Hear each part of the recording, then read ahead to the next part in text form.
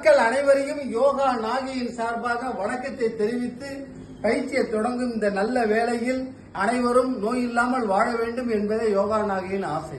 அதன்படி இப்ப உங்களுக்கு தொடர்ந்து பயிற்சி கொடுத்துட்டு இருக்கோம். எங்களை மகிழ்விக்கிறதுக்கு உங்க நன்றி கூறுறோம். இப்ப கொடுக்க போற பயிற்சி சந்திர ஆசனம். சந்திர ஆசனத்தோட சுருக்கமான விஷயத்தை சொல்றேன். கையை காலாக்கணும், காலை கையாக்கணும். சுவாசத்தை உள்ளே இழுத்து வெளியே விட்டால் கண் பார்வை அவ்வளவு தெளிவா தெரிய வாய்ப்பு இருக்கு. எந்த மாற்றம் இல்ல. நம்ம சந்திரனை எத்தனை கிலோமீட்டர் தூரத்தில் கண்ணால பாக்கணும் உங்களுக்கு தெரியும். இத மாதிரி சொல்ல நேரம் பத்தாது, நீங்களே புரிந்து கொள்ளுங்க. அவ்வளவு கண் பார்வை ஒவ்வொருத்தட்டும் இருக்கு. அப்படிங்கும் போது நம்ம உடம்புக்கு முதல் டாக்டர் நாம தாங்க. ஆசனத்தை ஆரம்பிக்கிறேன். இறைவனை நம்பி பாருங்க. இத பாப்பா பார்த்துட்டு செய்யறதுக்கு முயற்சி பண்ணுப்பா. நேரம் நிக்கணும். நின்ன பிறகு இப்ப என்னோட சேர்ந்து செய்ய. அப்படியே நேரம் நின்று கைய தரையில வைக்கணும். வச்சு காலை மேல தூக்கணும், காலை நுணுக்கணும். சுவாசத்தை வெளியே விட்டு உள்ள இழுத்தாலே உடல் நல்லா உறுதி பெறுங்க.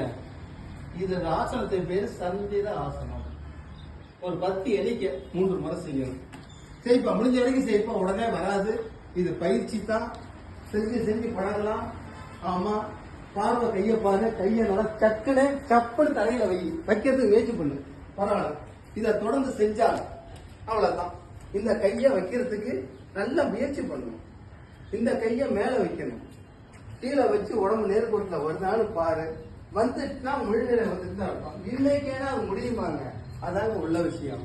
இதுன்னு சொல்லி உங்கள்கிட்ட அனைவரிடம் விடைபெறுகிறேன். நன்றி, வணக்கம். வாழ்க நலம், வளர்க யோகா. பெல் பட்டன் நமக்கு மறந்து விடாதீர்கள் மக்களை என்று கூறி விடைபெறுகிறேன். வணக்கம்.